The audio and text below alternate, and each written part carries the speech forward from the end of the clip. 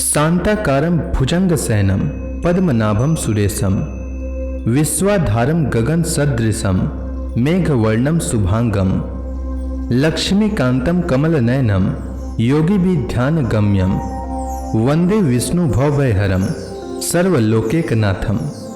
मंगलम भगवान विष्णु, मंगलम गरुड़ध्वज, मंगलम पुंडरीकाक्ष, मंगलाय तनोहरि। ओम नमो भगवते वासुदेवाय। आज का दिन आप सभी के लिए मंगलमय हो। पूर्णिमा के दिन सत्यनारायण भगवान की कथा अवश्य सुननी चाहिए, साथ ही दूसरों को भी सुनानी चाहिए। इससे सभी प्रकार के आने वाली संकटें दूर होती है।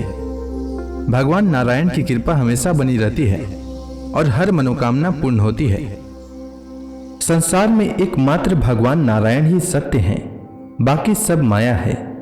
सत्य में ही सारा जगत समाया हुआ है। सत्य को नारायण के रूप में पूजना ही श्री सत्यनारायण भगवान की पूजा है। तो प्रेम से बोलिए श्री सत्यनारायण भगवान की जय। श्री सत्यनारायण व्रत कथा पहला अध्याय। प्राचीन समय की बात है। नैमिषारण्य तीर्थ में शौनक आदि 88,000 ऋषियों ने श्री सूत जी से पूछा, हे प्रभु, इस कलयुग में वेद विद्या रहित मनुष्यों को प्रभु भक्ति किस प्रकार मिलेगी तथा उनका उद्धार कैसे होगा। हे मुनिश्रेष्ठ, कोई ऐसा तप कहिए जिसमें थोड़े समय में पुण्य प्राप्त हो तथा मनवांछित फल भी मिले। वह कथा सुनने की हमारी प्रबल इच्छा है। सर्वशास्त्र ज्ञाता श्री सूत जी बोले, हे वैष्णव में पूज्य, आप सब ने प्राणियों के हित की बात पूछी है। अब मैं उस श्रेष्ठ व्रत को आप लोगों से कहूंगा जिस व्रत को नारद जी ने श्री लक्ष्मी नारायण भगवान से पूछा था और श्री लक्ष्मीपति ने मुनि श्रेष्ठ नारद जी से कहा था। यह कथा ध्यान से सुनिए। एक समय की बात है। योगी राज नारद जी दूसरों के हित की इच्छा से अनेक लोकों में घूमते हुए मृत्यु लोक में आ पहुंचे। वहां बहुत से योनियों में जन्मे हुए मनुष्यों को अपने कर्मों के द्वारा अनेक दुखों से पीड़ित देखकर किस यत्न को करने से निश्चय ही इनके दुखों का अंत हो सकेगा, ऐसा मन में सोचकर इंद्रलोक को गए। वहां श्वेत वर्ण और 4 भुजाओं वाले देवों के इस नारायण को देखकर स्तुति करने लगे। हे भगवान, आप अत्यंत शक्ति से संपन्न हैं। मन तथा वाणी भी आपको नहीं पा सकती। आपका आदि मध्य अंत नहीं है। आप निर्गुण स्वरूप सृष्टि के कारण भक्तों के दुखों को नष्ट करने वाले हो। आपको मेरा नमस्कार है। तब लक्ष्मी नारायण भगवान ने कहा, हे मुनिश्रेष्ठ, आपके मन में क्या है? आपका किस काम के लिए आगमन हुआ है? निसंकोच कहिए।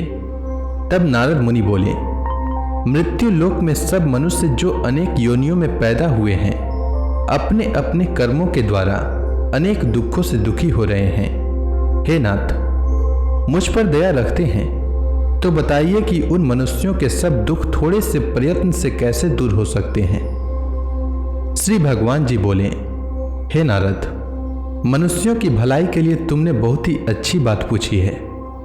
जिस काम के करने से मनुष्य मोह से हट जाता है वह मैं कहता हूं, सुनो।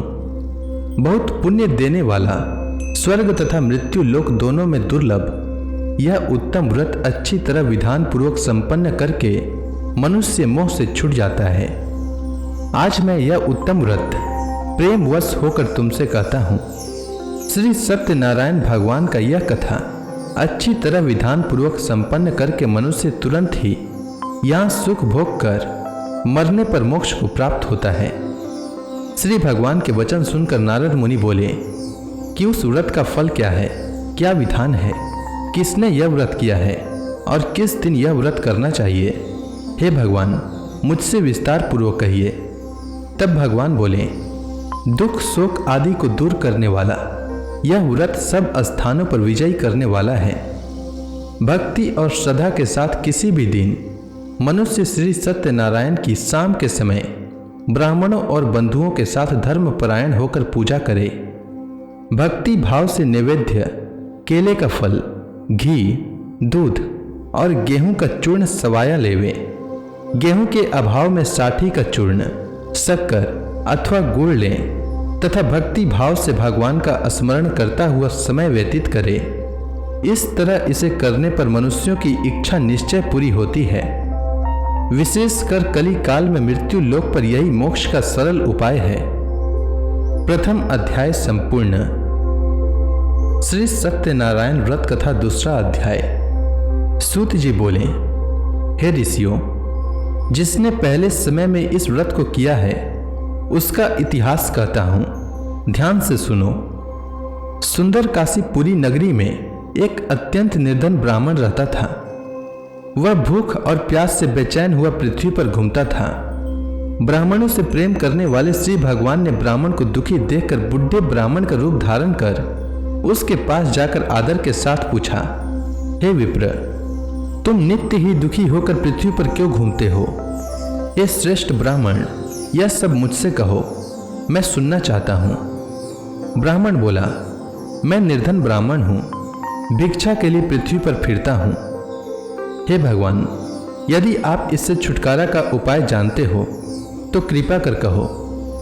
वृद्ध ब्राह्मण बोला कि श्री सत्यनारायण भगवान मनवांछित फल देने वाले हैं, इसलिए हे ब्राह्मण, तुम उनका पूजन करो, जिसके करने से मनुष्य सब दुखों से मुक्त हो जाता है। ब्राह्मण को व्रत का सारा विधान बतलाकर बुढ़े ब्राह्मण का रूप धारण करने वाले श्री सत्यनारायण भगवान अंतर्ध्यान हो गए।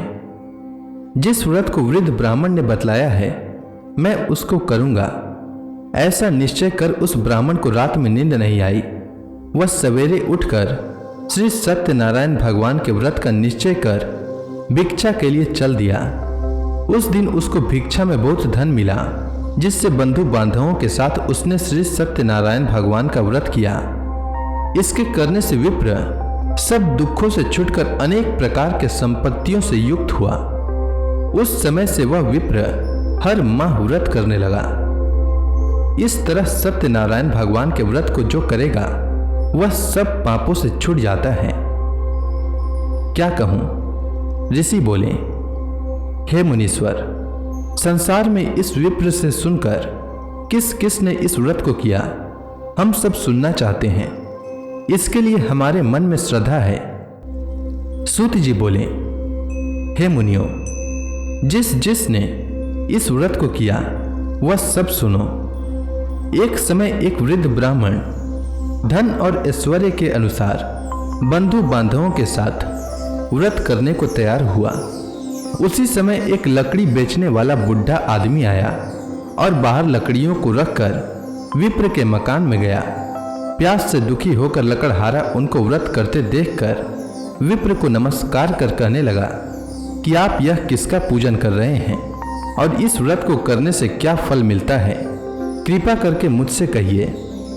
ब्राह्मण ने कहा, सब मनोकामनाओं को पूर्ण करने वाले यह श्री सत्यनारायण भगवान का व्रत है। इनकी ही कृपा से मेरे यहाँ धन धान्य आदि की वृद्धि हुई है। विप्र से इस बारे में जानकर लकड़हारा बहुत प्रसन्न हुआ। भगवान का चना अमृत ले और भोजन करने के बाद अपने घर को गया। लकड़हारे ने अपने मन में इस प्रकार का संकल्प किया कि आज ग्राम से लकड़ी बेचने से जो धन मिलेगा उसी से श्री सत्यनारायण भगवान का उत्तम व्रत करूंगा। यह मन में विचार कर वह बुढ़ा आदमी लकड़ियां अपने सिर पर रखकर जिस नगर में धनवान लोग रहते थे वह ऐसे सुंदर नगर में गया। उस रोज वहां पर उसे उन लकड़ियों का दाम पहले दिनों से चौगुना मिला और प्रसन्न होकर पके केले की फली, शक्कर, घी, दुग्ध, दही और गेहूं का चूर्ण इत्यादि श्री सत्यनारायण भगवान के व्रत की कुल सामग्रियों को लेकर अपने घर गया। फिर उसने अपने भाइयों को बुलाकर विधि के साथ भगवान जी का पूजन और व्रत किया। उस व्रत के प्रभाव से वह बुढ़ा लकड़हारा धन पुत्र आदि से युक्त हुआ और संसार के समस्त सुख भोग कर बैकुंठ को चला गया। दूसरा अध्याय संपूर्ण। श्री सत्यनारायण व्रत कथा तीसरा अध्याय। श्री सूत जी बोले, हे ऋषि मुनियों, अब मैं आपको आगे की कथा सुनाता हूँ। प्राचीन समय में कनकपुर में उल्का मुख नामक एक बुद्धिमान तथा सत्यवादी राजा राज्य करता था।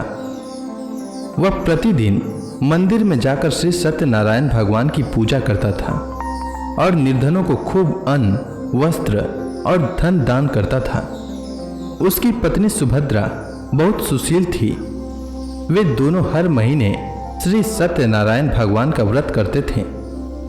श्री सत्यनारायण की अनुकंपा से उनके महल में धन संपत्ति के भंडार भरे थे। उनकी सारी प्रजा बहुत आनंद से जीवन यापन कर रही थी। एक बार राजा और रानी बहुत से लोगों के साथ जब भद्रशिला नदी के किनारे श्री सत्यनारायण भगवान की पूजा कर रहे थे तो नदी के किनारे एक बड़ी नौका आकर ठहरी। उस नाव में एक धनी व्यापारी यात्रा कर रहा था। वह बहुत सा धन कमाकर अपने नगर को लौट रहा था। उसका सारा धन उस नाव में रखा हुआ था। नाव से उतरकर व्यापारी राजा के पास पहुंचा।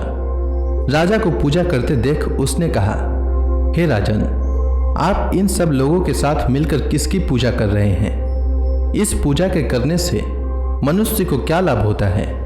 राजा ने व्यापारी से कहा, हम हर पूर्णिमा को सत्यनारायण भगवान का व्रत करते हैं और फिर पूजा अर्चना के बाद भगवान का प्रसाद लोगों को बांटकर स्वयं भी प्रसाद ग्रहण करते हैं। सत्यनारायण भगवान की पूजा से निसंतान को संतान प्राप्त होता है और दुखियों के दुख दूर होते हैं। राजा की बात सुनकर व्यापारी ने कहा, हे राजन, मैं श्री सत्यनारायण भगवान का व्रत करना चाहता हूँ। कृपया मुझे इस व्रत को करने की विधि बताएं। राजा ने व्यापारी को सत्यनारायण व्रत की पूरी विधि बताई। राजा ने व्रत कथा सुनने के बाद व्यापारी को भी प्रसाद दिया। श्री सत्यनारायण भगवान का स्मरण करते हुए व्यापारी ने प्रसाद ग्रहण किया और वापस लौटकर अपनी पत्नी लीलावती से कहा, हमारी कोई संतान नहीं है। कनकपुर के राजा उल्का मुख ने मुझे बताया है कि श्री सत्यनारायण भगवान का व्रत करने और उनकी कथा सुनने से सभी मनोकामनाएं पूर्ण होती है। यदि सत्यनारायण भगवान की अनुकंपा से हमारे कोई संतान हुई तो मैं श्री सत्यनारायण भगवान का व्रत अवश्य करूंगा। व्यापारी के ऐसा निश्चय करने के कुछ समय बाद लीलावती गर्भवती हो गई। 10वें महीने में उसने एक सुंदर कन्या को जन्म दिया। व्यापारी ने पुत्री जन्म पर बहुत खुशियां मनाई, लेकिन सत्यनारायण भगवान का व्रत नहीं किया। जब उसकी पत्नी लीलावती ने अपने पति से श्री सत्यनारायण भगवान का व्रत करने के लिए कहा तो वह बोला, अभी क्या जल्दी है, मैं इधर व्यापार में बहुत व्यस्त हूँ, मुझे अभी फुर्सत नहीं है। जब अपनी बेटी बड़ी हो जाएगी और इसका विवाह करूंगा तो मैं अवश्य श्री सत्यनारायण भगवान का व्रत करूंगा।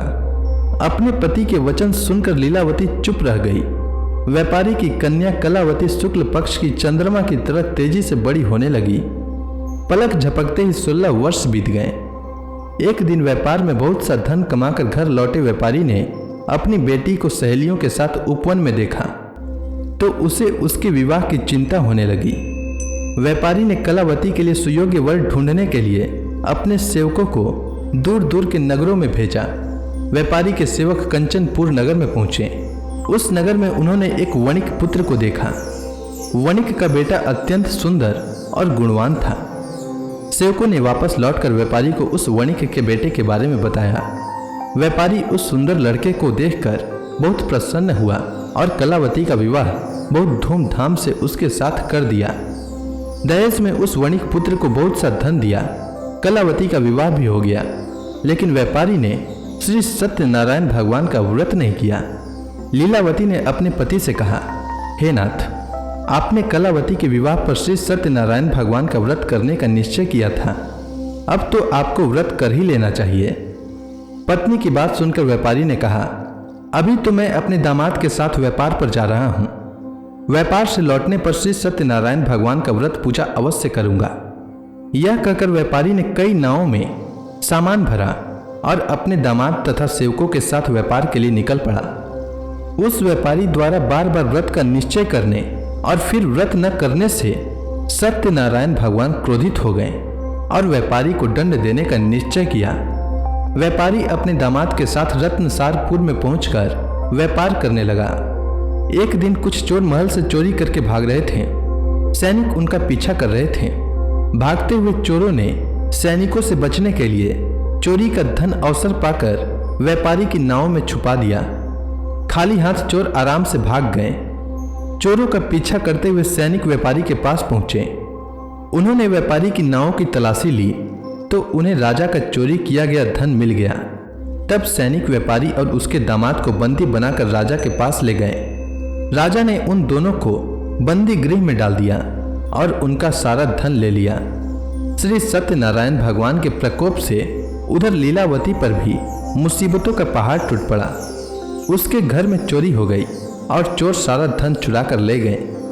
घर में खाने के लिए अन्न भी नहीं बचा था। भूख प्यास से व्याकुल होकर व्यापारी की बेटी कलावती एक ब्राह्मण के घर गई। उस ब्राह्मण के घर में श्री सत्यनारायण भगवान की व्रत कथा हो रही थी। उसने भी वहां बैठकर व्रत कथा का श्रवण किया और प्रसाद लिया। घर लौटकर कलावती ने अपनी मां लीलावती को सारी बात बताई। कलावती से श्री सत्यनारायण भगवान की व्रत कथा की बात सुनकर लीलावती ने भी व्रत करने का निश्चय किया। अगले दिन लीलावती ने अपने परिवार और आसपास के लोगों के साथ श्री सत्यनारायण भगवान की पूजा की। पूजा के बाद सबको प्रसाद बांटकर स्वयं भी प्रसाद ग्रहण किया। लीलावती ने अपने पति और दामाद के घर लौट आने की मनोकामना से श्री सत्यनारायण भगवान का व्रत किया था। लीलावती के विधि पूर्वक व्रत करने और प्रसाद ग्रहण करने से श्री सत्यनारायण भगवान ने प्रसन्न होकर उसकी मनोकामना पूरी की। उन्होंने राजा चंद्रकेतु को स्वप्न में दर्शन देकर कहा, हे राजन, व्यापारी और उसका दामाद बिल्कुल निर्दोष है। सुबह उठते ही दोनों को मुक्त कर दो। उन दोनों का सारा धन भी वापस लौटा दो। यदि तुमने ऐसा नहीं किया तो मैं तुम्हारा सारा वैभव नष्ट कर दूंगा। इतना कहकर श्री सत्यनारायण भगवान अंतर ध्यान हो गए।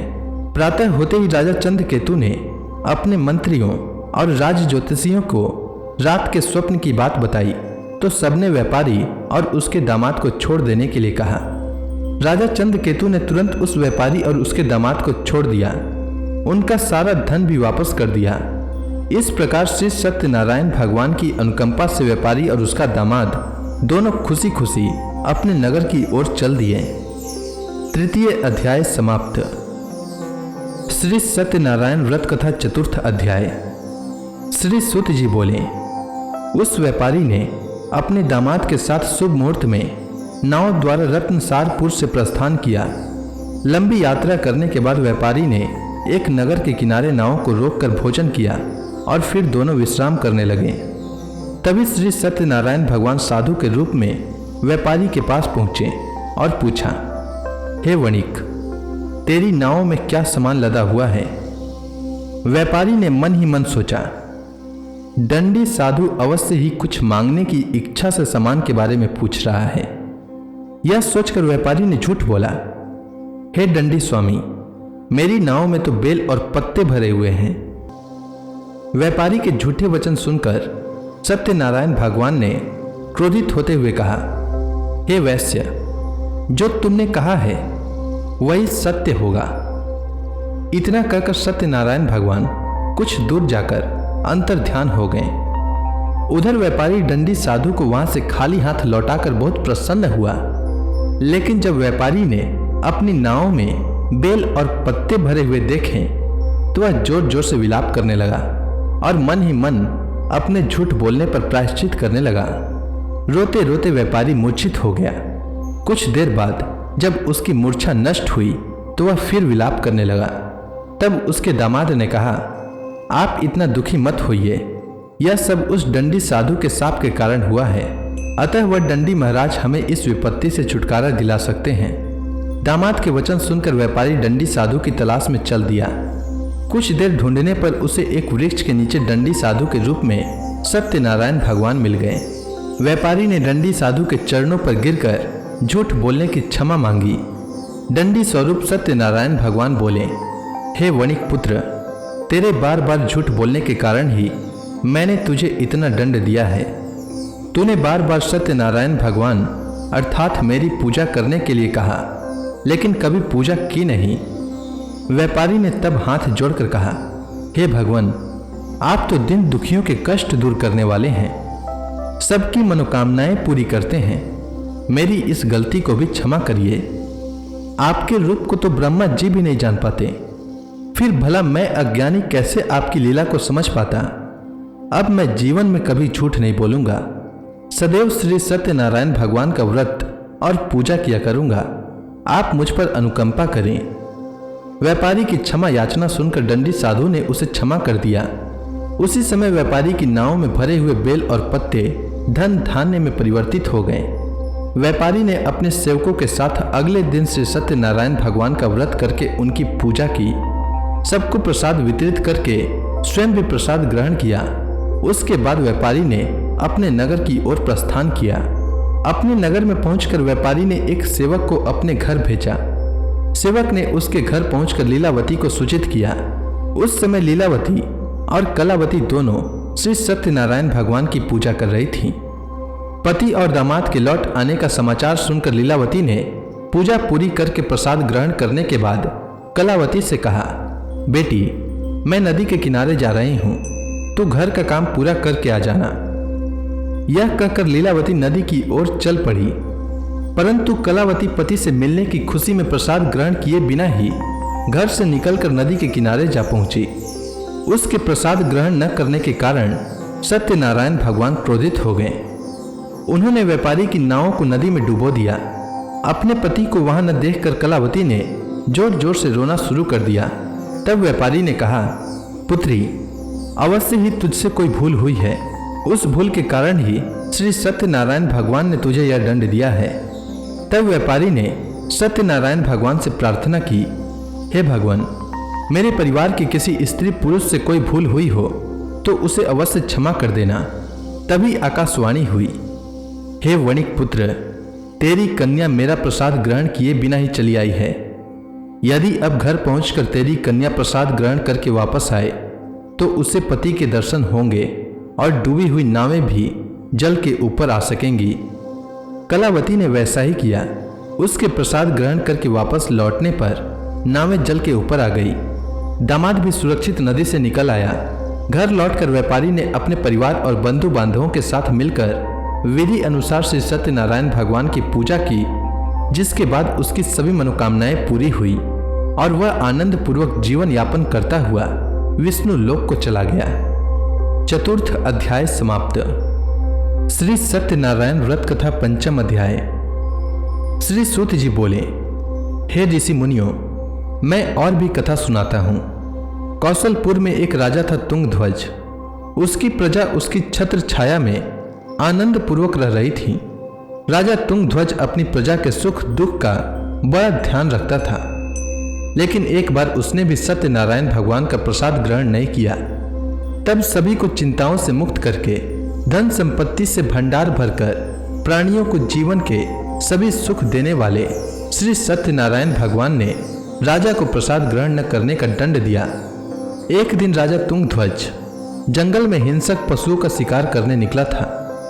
तेजी से घोड़ा दौड़कर शिकार का पीछा करते हुए वह अपने सैनिकों से अलग हो गया और देर तक हिंसक जानवरों का शिकार किया। अतः कुछ देर विश्राम करने की इच्छा से वह एक बड़े वृक्ष के नीचे जाकर बैठ गया। समीप ही कुछ चरवाहे श्री सत्यनारायण भगवान की पूजा कर रहे थे। राजा ने उनके पास से गुजरते हुए सत्यनारायण भगवान को नमस्कार नहीं किया। चरवाहों ने राजा को पूजा के बाद प्रसाद दिया तो राजा ने उन्हें छोटे लोग समझकर प्रसाद ग्रहण नहीं किया और घोड़े पर सवार हो अपने नगर की ओर चल दिया। राजा जब नगर में पहुंचा तो देखा कि उसका सारा वैभव तथा धन संपत्ति आदि सब कुछ नष्ट हो गया है। श्री सत्यनारायण भगवान के प्रकोप से राजा निर्धन हो गया।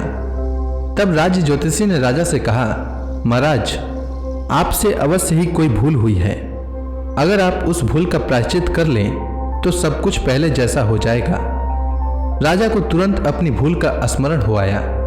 अतः मंदिर में जाकर राजा ने श्री सत्यनारायण भगवान से क्षमा मांगी और उनकी पूजा की। पूजा के बाद प्रसाद ग्रहण करने से श्री सत्यनारायण भगवान की अनुकंपा से चमत्कार हुआ। राजा का खोया वैभव पुनः लौट आया। श्री सत्यनारायण भगवान की अनुकंपा से जीवन के सभी सुखों का भोग करते हुए अंत में राजा तुंगध्वज वैकुंठ धाम को गया और मोक्ष को प्राप्त किया। श्री सत्यनारायण भगवान के व्रत पूजा को जो भी मनुष्य करता है उसके सभी दुख, चिंताएं नष्ट हो जाती है। उसके घर में धन धान्य के भंडार भरे रहते हैं। निसंतानों को संतान की प्राप्ति होती है और सभी मनोकामनाओं को प्राप्त कर मनुष्य अंत में मोक्ष को प्राप्त कर सीधे वैकुंठ धाम को जाता है। श्री सूत जी ने कुछ पल रुक कर कहा, हे श्रेष्ठ मुनियों, श्री सत्यनारायण भगवान के व्रत को पूर्व जन्म में जिन लोगों ने किया उन्हें दूसरे जन्म में भी सभी तरह के सुख प्राप्त हुए। वृद्ध सतानंद ब्राह्मण ने पूर्व जन्म में सत्यनारायण का विधिवत व्रत किया तो दूसरे जन्म में सुदामा के रूप में भगवान की पूजा करते हुए अंत में मोक्ष को प्राप्त कर वैकुंठ धाम को चला गया। उल्का मुख राजा अगले जन्म में राजा दशरथ के रूप में मोक्ष को प्राप्त करके वैकुंठ को गए। व्यापारी ने मोर ध्वज के रूप में जन्म लिया और अपने पुत्र को आरे से चिरकर भगवान की अनुकंपा से वैकुंठ को प्राप्त किया। राजा तुंग ध्वज अगले जन्म में मनु के रूप में जन्म लेकर भगवान का पूजा पाठ करते हुए लोकप्रिय होकर सत्कर्म करते हुए मोक्ष को प्राप्त कर वैकुंठ धाम को चले गए। हे ऋषि मुनियों, श्री सत्यनारायण भगवान का व्रत और पूजा मनुष्य को सभी चिंताओं से मुक्त करके धन संपत्ति के भंडार भरकर अंत में जन्म जन्मांतर के चक्रव्यूह से मुक्ति दिलाकर मोक्ष प्रदान करता है। तो इसी के साथ श्री सत्यनारायण भगवान की व्रत कथा पूर्ण होती है। तो प्रेम से बोलिए श्री सत्यनारायण भगवान की जय। अब आप सभी भक्तगण हाथ जोड़कर श्री सत्यनारायण भगवान का ध्यान करें, आरती होने वाली है। जय लक्ष्मी रमणा स्वामी, जय लक्ष्मी रमणा, सत्यनारायण स्वामी, सत्यनारायण स्वामी, जनपातक हरणा, जय लक्ष्मी रमणा। रत्न जड़ित सिंहासन अद्भुत छवि राजय, नारद करत निराजन घंटा ध्वनि बाजय, जय लक्ष्मी रमणा। प्रकट भय कलिकारन द्विज को दरस दियो, प्रभु द्विज को दरस दियो, बूढ़ो ब्राह्मण बनकर, बूढ़ो ब्राह्मण बनकर कंचन महल कियो, ओम जय लक्ष्मी रमणा। दुर्बल भील कठारो जिन पर कृपा करी, प्रभु जिन पर कृपा करी, चंद्रचूड़ इक राजा, चंद्रचूड़ इक राजा, जिनकी विपत हरी, जय लक्ष्मी रमणा।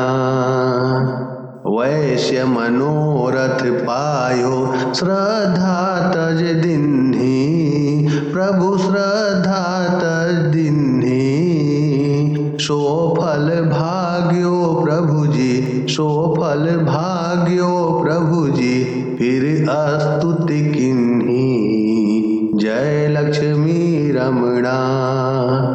भाव भक्ति के कारण छिन छिन रूप धरयो, प्रभु छिन छिन रूप धरयो, श्रद्धा धारण किन्नी तिनको काज सरयो, जय लक्ष्मी रमणा।